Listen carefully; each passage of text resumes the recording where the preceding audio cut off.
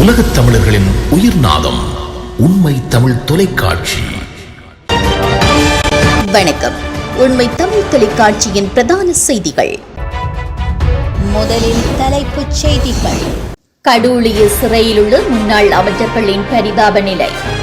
வெளிநாடு ஒன்றிலிருந்து நாடு கடத்தப்பட்ட அதிகளவான இளைஞர்கள். விடுதலை புலிகள் குறித்து அதிர்ச்சி கருத்தை வெளியிட்ட முன்னாள் ராணுவ தளபதி. பொம்மைக்குள் கிடந்த போதைப் பொருள், அதிர்ச்சியில் அதிகாரிகள். இந்தியா தமிழகம் அகதி முகாமில் இருந்து யாழ் திரும்பியவருக்கு நேர்ந்த கதை. மீண்டும் அச்சுறுத்தும் கொரோனா, விடுக்கப்பட்டுள்ள அவசர எச்சரிக்கை. இனி விரிவான செய்திகள். கடூழிய சிறை தண்டனை விதிக்கப்பட்ட முன்னாள் அமைச்சர்களான மஹிந்தானந்த அழுத்கமகே மற்றும் நளின் பெர்னாண்டோ ஆகியோர் வெலிக்கடை சிறைச்சாலையின் அறையில் தடுத்து வைக்கப்பட்டுள்ளதாக சிறைச்சாலை திணைக்களம் தெரிவித்துள்ளது. நேற்று மதியம் வெலிக்கடை சிறைச்சாலைக்கு அழைத்து வரப்பட்ட போது இருவரும் முதலில் கைதிகளாக பதிவு செய்யப்பட்டுள்ளனர். பின்னர் அவர்களுக்கு சிறைச்சாலை உடை வழங்கப்பட்டு அறையில் தடுத்து வைக்கப்பட்டதாக சிறைச்சாலை வட்டாரங்கள் தெரிவித்துள்ளன. முன்னாள் விளையாட்டுத்துறை அமைச்சர் மஹிந்தானந்த அழுத்கமகே மற்றும் முன்னாள் வர்த்தக அமைச்சர் நளின் பெர்னாண்டோ ஆகியோர் நீண்டகால தண்டனை அனுபவிக்கும் 100 கைதிகளுடன் தடுத்து வைக்கப்பட்டுள்ளனர். சிறை தண்டனை விதிக்கப்பட்ட வடமத்திய மாகாணத்தின் முன்னாள் முதலமைச்சர் SM ரஞ்சித்தும் அந்த சிறையில் அடைத்து வைக்கப்பட்டுள்ளதாக சிறைச்சாலை வட்டாரங்கள் தெரிவித்துள்ளன. இதற்கிடையில் 2 முன்னாள் அமைச்சர்களும் இன்று சிறைச்சாலை மருத்துவர் முன் முன்னிலைப்படுத்தப்பட்டுள்ளனர். தடுப்பு காவலில் வைக்கப்பட்டுள்ள எந்தவொரு கைதியும் முதலில் மருத்துவரிடம் முன்னிலைப்படுத்துவது வழமையான நடவடிக்கை என சிறைச்சாலை வட்டாரங்கள் தெரிவித்துள்ளமை குறிப்பிடத்தக்கது. செல்லுபடியாகும் விசாக்கள் இல்லாமை காரணமாக குவைத்திலிருந்து 30 இளைஞர்கள் நாடு கடத்தப்பட்டுள்ளனர். அவர்கள் நேற்று கட்டுநாயக்க விமான நிலையத்தை வந்தடைந்ததாக தெரிவிக்கப்பட்டுள்ளது. குவைத் போலீசாரால் கைது செய்யப்பட்டு நாடு கடத்தப்படுவதற்கு முன்னர் சிறைச்சாலைகள் மற்றும் தடுப்பு மையங்களில் தடுத்து வைக்கப்பட்டிருந்தனர். எனினும் இலங்கை தூதரகம் தலையிட்டு அவர்களின் விடுதலைக்கு ஏற்பாடுகளை செய்ததாக கூறப்படுகிறது.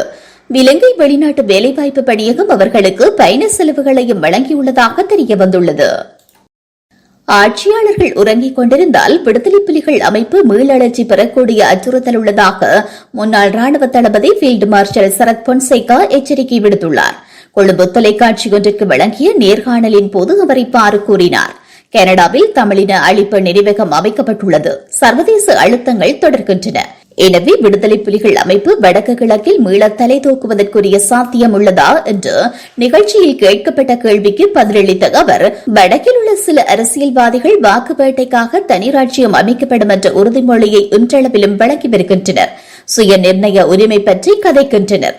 அப்படியான விஷக்கிருமிகள் இருக்கும் நிலையில் நாட்டில் பலவீனமான தலைவர் உருவாகி நாடு பலவீனமாகி வீழ்ச்சியடைந்தால் நிச்சயம் அப்படியான பிரச்சினைகள் எழுவதற்குரிய சாத்தியம் உள்ளது என்று கூறியுள்ளார். படைக்குறைப்பு தொடர்பில் மேற்படி ஊடகம் எழுப்பிய கேள்வியொன்றிற்கு, எமது நாட்டு தேசிய பாதுகாப்பு என்பது IMF-இன் பொறுப்பு அல்ல, அது அரசின் பொறுப்பு. எனவே தேசிய பாதுகாப்பிற்கு முன்னுரிமை வழங்கப்பட வேண்டும் என்றும் அவர் கூறினார். படைக்குறைப்பு யோசனையுடன் உடன்பட முடியாது என்றும் பொன்சேகா திட்டவட்டமாக அறிவித்துள்ளார். கனடாவில் அமைக்கப்பட்டுள்ள தமிழின அழிப்பு நினைவகம் பற்றியும் சரத் பொன்சேகாவிடம் வினவப்பட்ட பொழுது, சில தமிழ் டயஸ்போராக்கள் விசாவுக்காகவும் தமது வியாபாரத்தை விஸ்தரித்துக் கொள்வதற்காகவும் இலங்கையில் கொடுமைகள் சித்திரவதைகள் நடப்பதாக கூறி வருகின்றனர். தாம் இலங்கைக்கு சென்றால் இன்னல்களை சந்திக்க நேரிடும் என கூறி அதற்காக பல வேலை திட்டங்களை அவர்கள் முன்னெடுக்கின்றனர்.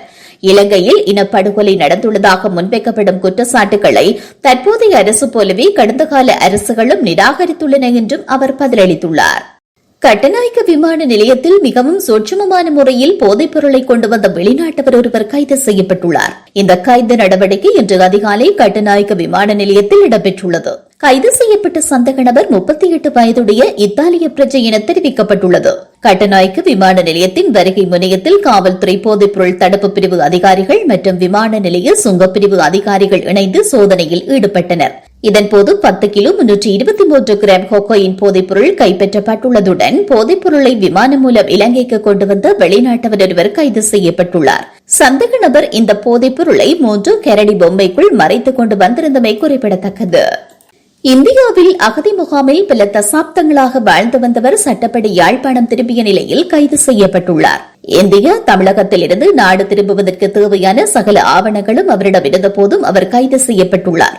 இது தொடர்பில் ஜனாதிபதி சட்டத்திரணி M.A. சுமந்திரன் பதிவிட்டுள்ளதாவது, இந்தியாவில் அகதி முகாம்களில் பல தசாப்தங்களாக தஞ்சமடைந்திருந்து நேற்று பெலாலியை வந்தடைந்த 75 வயதான ஒருவர் கைது செய்யப்பட்டு இன்று குற்றப்புலனாய்வுத் துறையினரால் மெல்லாகம் நீதவான் நீதிமன்றில் முற்படுத்தப்பட்டார். நாடு திரும்புவதற்கு தேவையான சகல ஆவணங்களும் அவரிடம் இருந்தபொழுதும் சர்வதேச சட்டப்படி அவர் ஒரு அகதி என்று உறுதிப்படுத்தப்பட்ட பின்னரும் அவரை பிணையில் விடுவிக்க எதிர்ப்பு தெரிவித்த காரணத்தினால் ஜூன் 5ஆம் தேதி வரை விளக்கமறியலில் வைக்கப்பட்டுள்ளார்.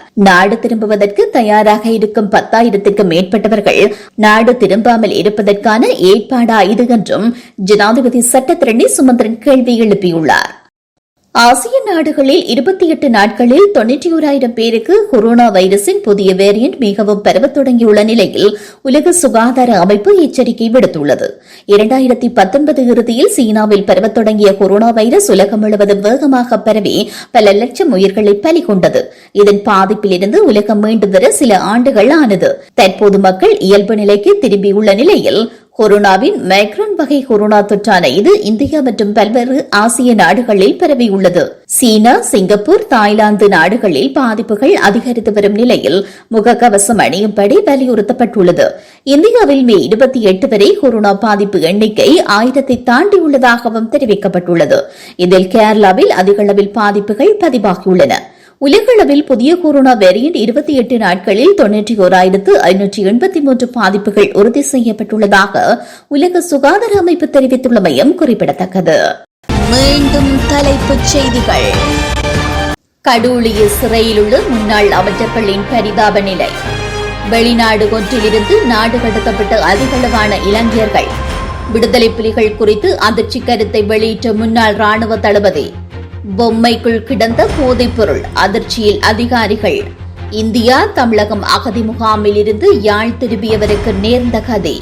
மீண்டும் அச்சுறுத்தும் கொரோனா, விடுக்கப்பட்டுள்ள அவசர எச்சரிக்கை. இத்துடன் இந்த செய்திகள் நிறைவடைகின்றன. மேலதிக செய்திகளை தெரிந்து கொள்ள உண்மை தமிழ் தொலைக்காட்சியோடு இணைந்திருங்கள். வணக்கம். உலகத் தமிழர்களின் உயிர்நாதம் உண்மை தமிழ் தொலைக்காட்சி.